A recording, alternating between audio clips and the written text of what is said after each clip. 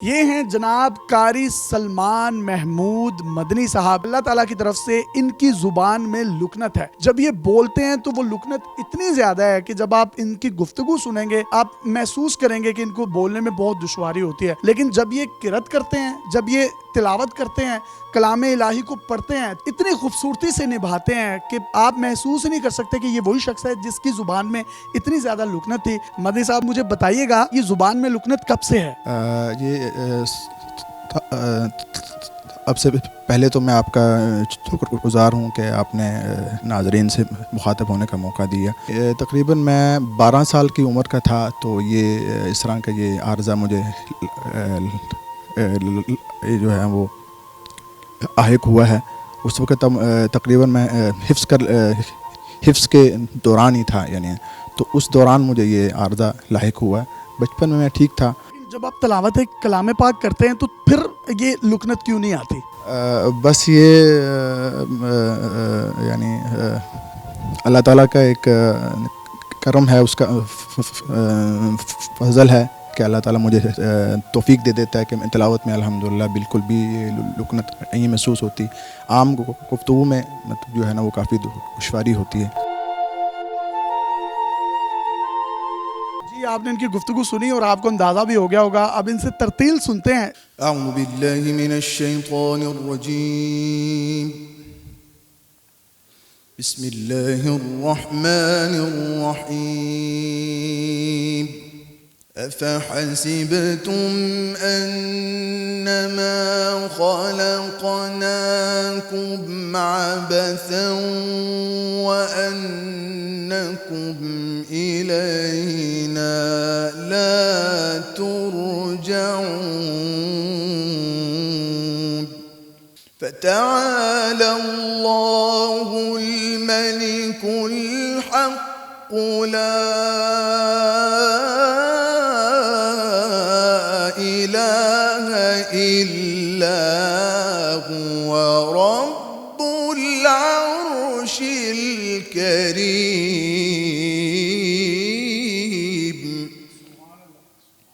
ومن يدع مع الله إلها آخر لا برهان له به فإنما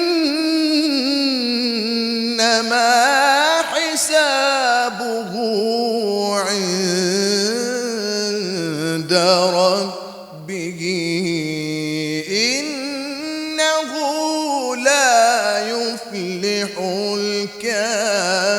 الكافرون، لا برهان له به فإنما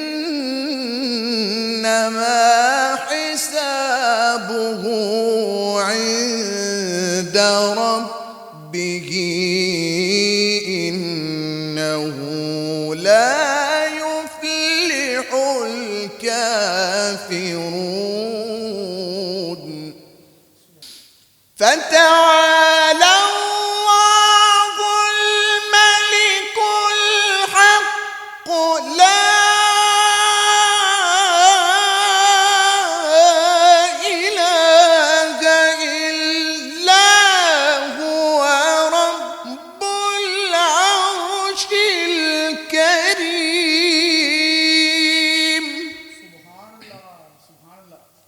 ومن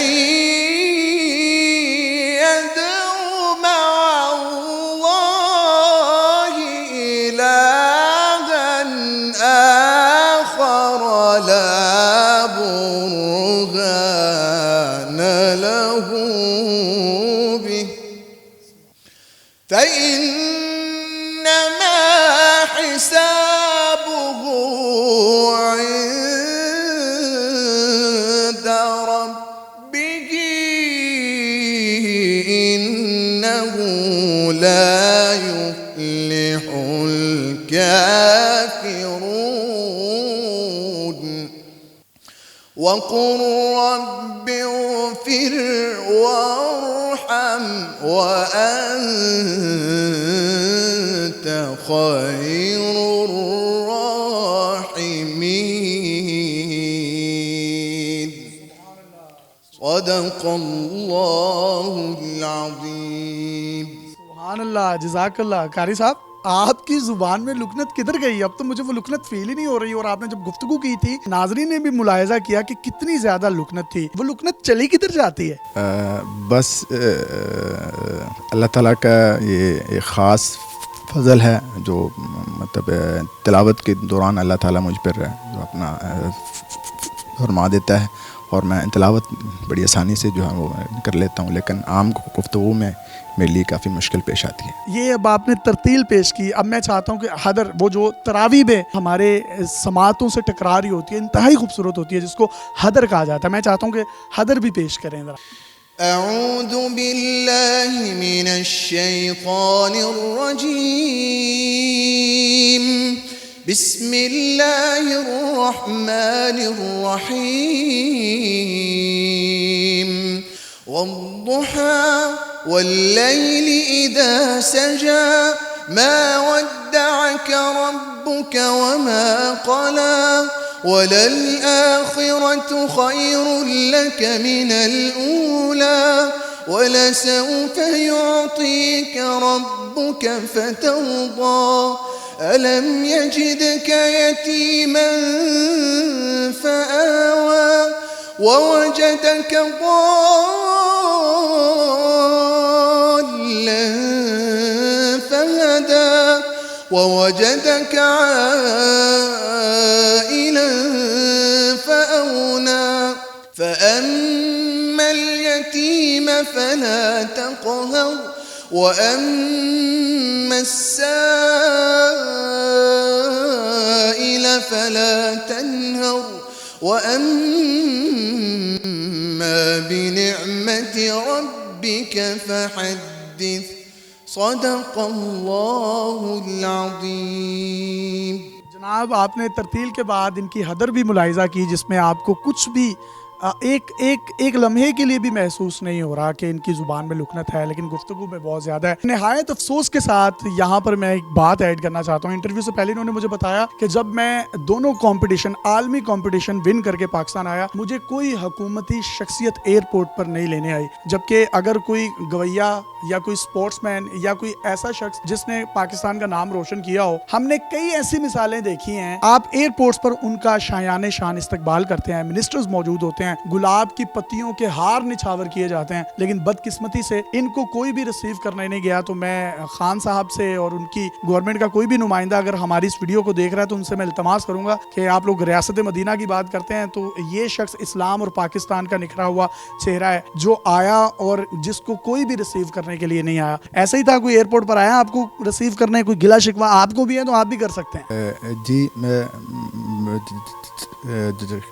ایسا کہ ایسر بھائی نے بتایا، یعنی کہ بات اسی طرح ہی ہے. ابھی تک کسی نے، کسی حکومتی شخصیات نے میرے ساتھ رابطہ نہیں کیا، اور میں ان دنوں پاکستان بھی جو ہے موجود ہوں میں، تو ایئرپورٹ پر بھی یعنی کوئی مجھے نہیں آیا، سوائے اس کے کہ میری اپنی فیملی کے لوگ تھے. تو یہ صورتحال ہے. میں یہ سمجھتا ہوں کہ یہ قرآن مجید کا اعجاز ہے، قرآن شریف کا ایک زندہ معجزہ ہے، جو کہ آپ اس صورت میں دیکھ سکتے ہیں کہ عام گفتگو میں اتنی لکنت ہے، لیکن وہ قرآن کا اعجاز قرہ حضرات پر طاری ہوتا ہے، تو پھر سننے والوں پر بھی ایک وجد کی کیفیت ہوتی ہے، ایک رکت آمیز مناظر دیکھنے میں آتے ہیں. تو پھر وہ تجلیاں، وہ جو آنکھوں سے نکلنے والے جو آنسو ہیں، وہ دعا بن کر جب نکلتے ہیں تو بارگاہ الہی میں، حرمین شریفین میں جو لوگ گئے ہیں، مدینہ کی پرکیف ہواؤں میں جو گئے ہیں، پر نور فضاؤں میں جو گئے ہیں، ان لوگوں نے اس کو آبزرو کیا ہے کہ جب انسان کا معاملہ صرف اللہ اور اللہ کے بعد اللہ کا معاملہ انسان کے ساتھ ہوتا ہے، تو یہ ایک ڈائریکٹ کنیکشن ہے جس میں محسوس ہوتا ہے کہ شاید وہ جو بیچ کے کچھ پردے ہیں وہ بھی حائل نہیں ہیں. انسان سینہ بسینہ اپنے خالق کی تعریف کر رہا ہے اور خالق بھی سن رہا ہے. اجازت دیجیے اور دیکھتے رہیے ڈیلی پاکستان. اللہ حافظ.